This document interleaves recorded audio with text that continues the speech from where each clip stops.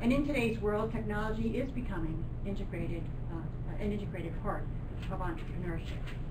Of course, that means small technology firms that are driving innovation, but also how entrepreneurs and small businesses are using technology to compete and grow their businesses.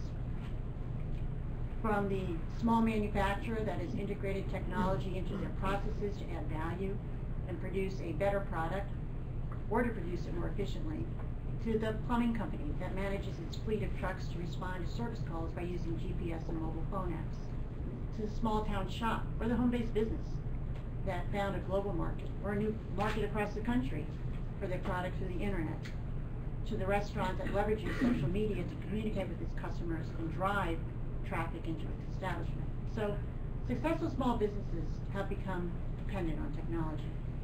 And at the heart of this growing dependency between small business and technology is the internet.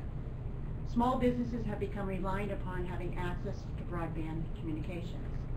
And make no mistake, broadband access has been a transformative development for our members, but also for many U.S. entrepreneurs.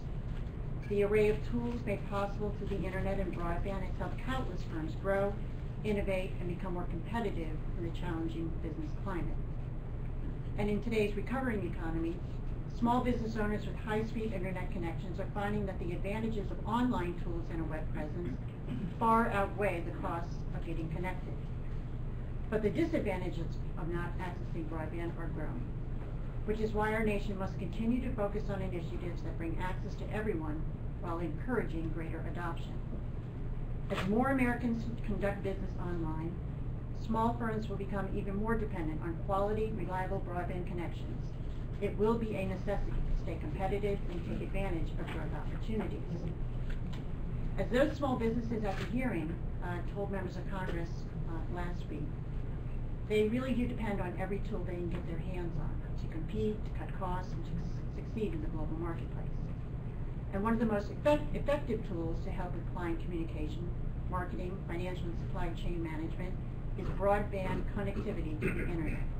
It truly has changed the game and allowed small businesses to compete against larger players and across the world.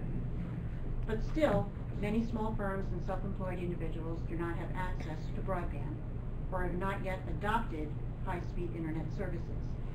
That is why our organization, the SBE Council, has long been a proponent of policies that support broadband investment, as well as initiatives that encourage adoption.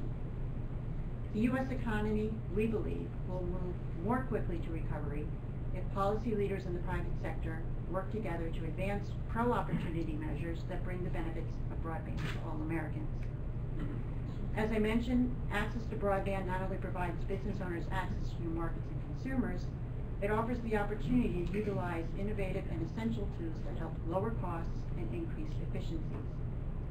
Such productivity and money-saving tools help lower the barriers to entrepreneurship, which means more individuals can pursue the path of business ownership. Indeed, broadband has enabled individuals to run businesses regardless of their occupation. Broadband has delivered a vast array of products and services that help small businesses more efficiently deliver and receive information, communicate with employees, customers, partners, and suppliers, utilize products such as e-commerce, and market their product and services. Entrepreneurs are adopting communications applications such as VoIP and virtual meeting tools, as well as other tools that allow them to conduct business more strategically and efficiently. All of these benefits and guidelines have come to pass because of a gentle, a light regulatory approach from Washington, a very light regulatory environment. The dramatic growth of the internet and the speed at which broadband has been deployed and developed has been enabled by neutral policies encouraging investment. And these policies have been supported by both Democrats and Republicans over the past decade, something that has been supported and enabled and really has been the reason why there's been so much investment in innovation in this sector.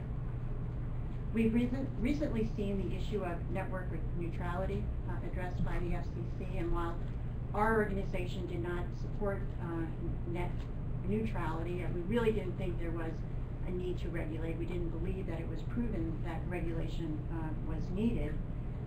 There is something to be said for the FCC recognizing that their original proposal was an overreach, that wireless communication are fundamentally different, and that its policy needed to be settled as it was killing investment in the network, which ultimately what drives access, adoption, and innovation.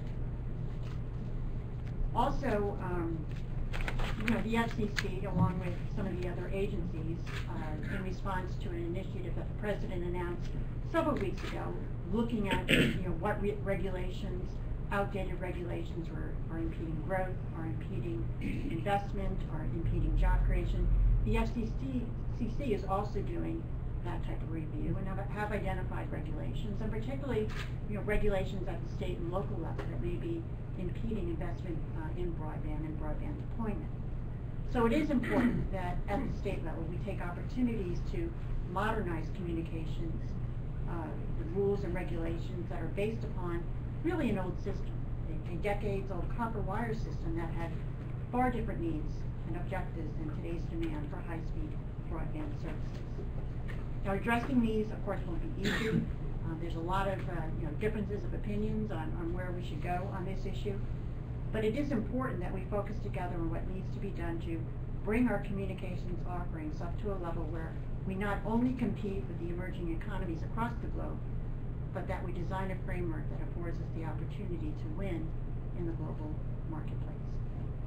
As I travel the country, I see small businesses as just a major force. They continue to be a major force in helping the U.S. compete in the global marketplace. They are truly competitive, they are determined, they are innovation, they are innovative. I remain very, very optimistic as long as we have the right policies in place, as I said, that enable their success and their growth. And with access to tools like technology and communication, and with the right policies, they will lead us in this period of economic recovery and help to strengthen our economy for the long term. So with that, John, I'm done, and I look forward to the other panelists that will be speaking. Thank you, Karen. Thank you.